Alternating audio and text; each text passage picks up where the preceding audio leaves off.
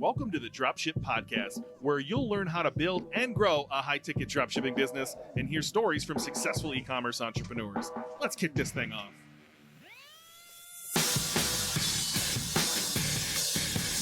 Hey, welcome back to the Dropship Podcast. Another episode in our Do the Work series. So you might have caught some of these lately, but at our live event, which was probably a couple of months back by the time we released these, I think, Ben and I did a presentation titled Do the Work. It was a series of things that we think every high-ticket dropshipper should be doing consistently.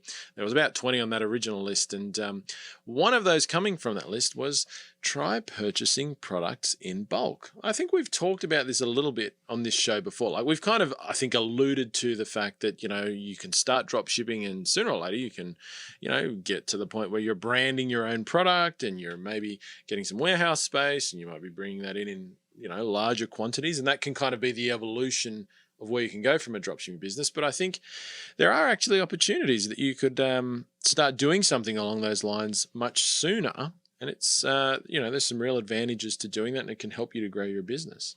One of the most attractive things about dropshipping is your dropshipping, right? You can do this from anywhere in the world. You know, I was sold on the idea that I could take this laptop to a beach in Thailand and make $2,000 a month. And maybe that sounds great when you're 18 or 19, but, you know, as a 30-year-old gentleman starting a family around there, that was not super appealing. And so, but I think if you can move beyond dropshipping, is where you can really get into some cool opportunities.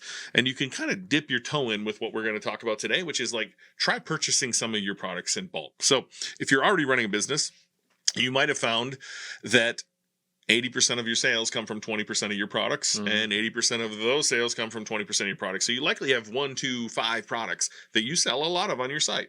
And maybe you have great margins, maybe you don't have great margins. But one way that you can get even better margins is by simply purchasing in bulk.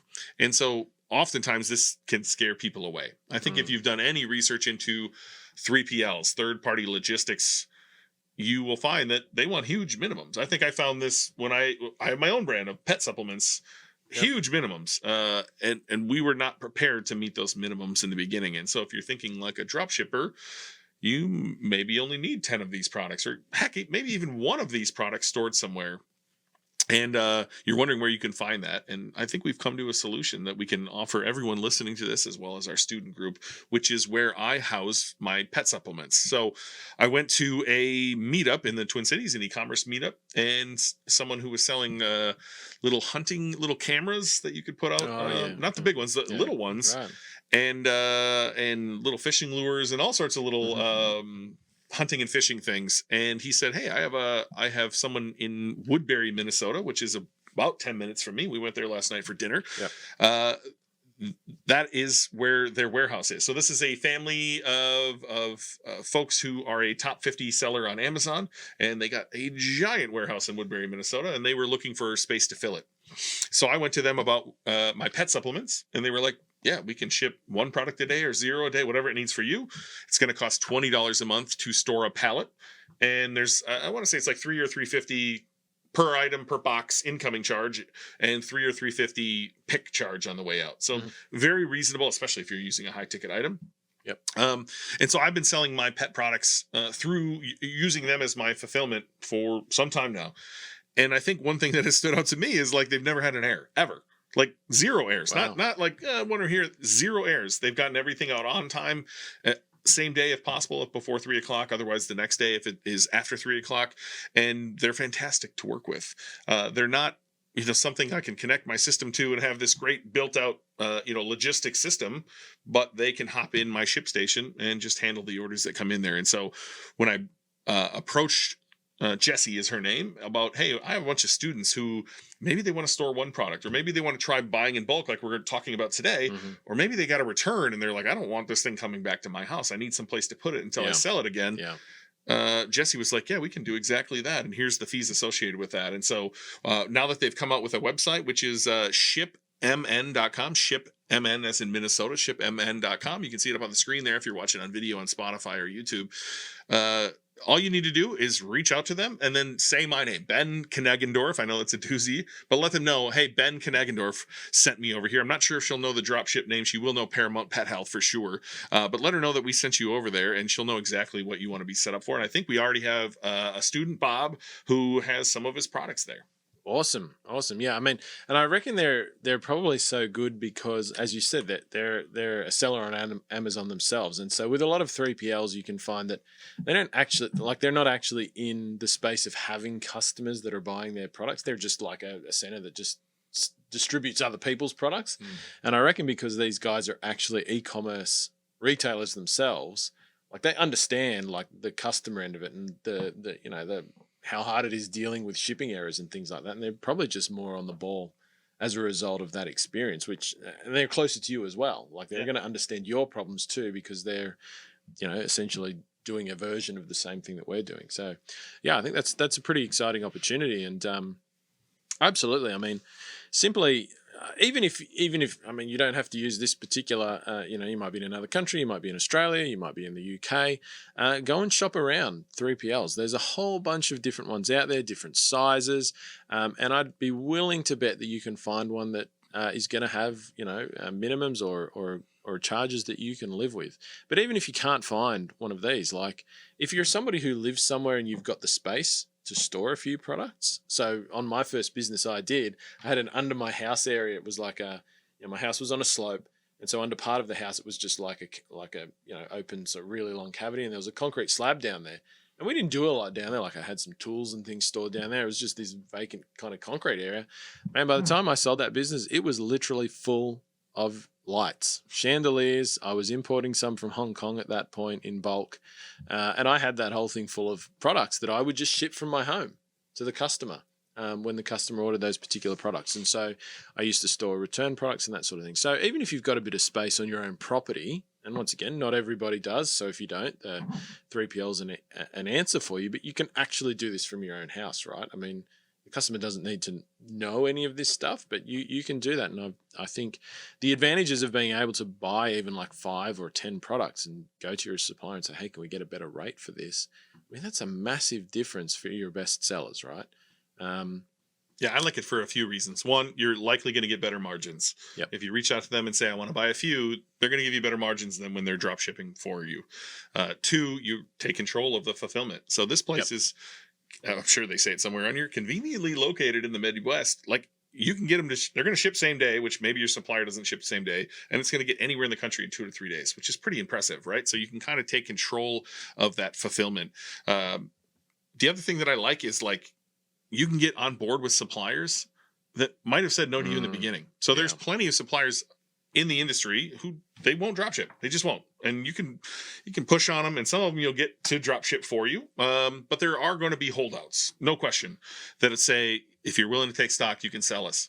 This is your answer, right? I bet there's a brand out there that you're like, fuck, I wish I could sell them, but they want me to take stock. Where am I live in an apartment. Where am I going to put this stuff? And so this is an opportunity for you to say, yeah, I'll take a little bit of stock. Hopefully you can start small and work your way into selling those brands.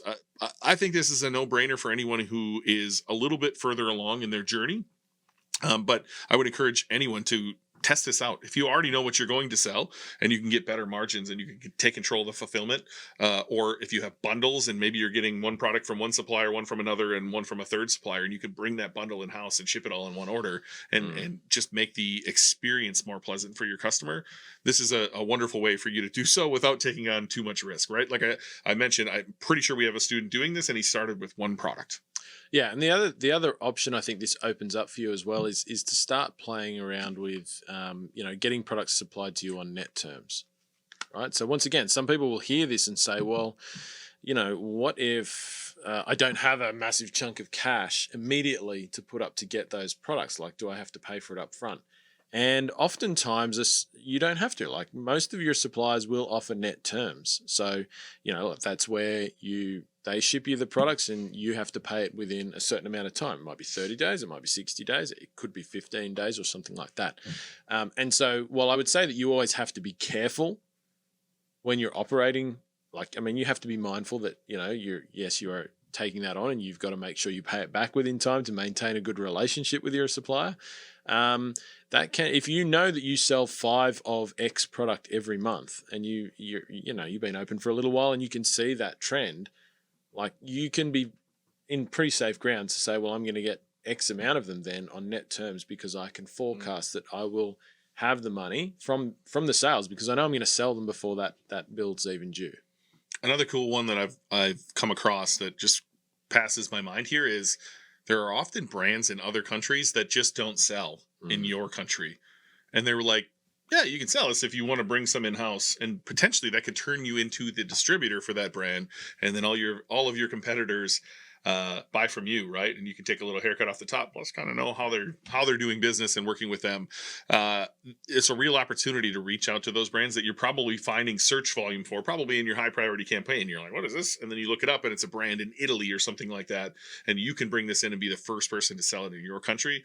Like a real opportunity to have an edge on your market that no one else has. Yeah, and that's particularly, probably even more so the case in smaller countries. So if you're in Australia or something like that, for example, I mean, there's a lot of products that are in other countries that people want that haven't yet been brought there, and so there is that opportunity. Either, you could become a distributor, or you could just get a quantity shipped over on a boat. It's going to take a bit longer, but if you've worked out somewhere to store them, then that's a great opportunity. Yeah. So Ship MN, can say it again. Jessie Tan is her name. And you can reach out to her, let her know that, again, Ben Knegendorf sent you. She's probably going to know Paramount Pet Health better than anything. She's probably going to understand your needs a little better if you mention me. So just shipmn.com, reach out, store a product there, and then do us a favor and reach back out and tell us how that changed your business. Thanks for listening to the Dropship Podcast. You can find all the show notes for this episode at dropshippodcast.com. And if you're ready to take the next step in your dropshipping journey, we invite you to join us inside Dropship Breakthru, where John and I will walk you through step by step in starting your own high-ticket dropshipping e-commerce business. But that's not all. Dropship Breakthru will also teach you everything you'll need to know to grow your business and take it to the next level. So head over to dropshipbreakthru.com and sign up for our free training that will help you take the first steps towards building and growing your own profitable high-ticket dropshipping business.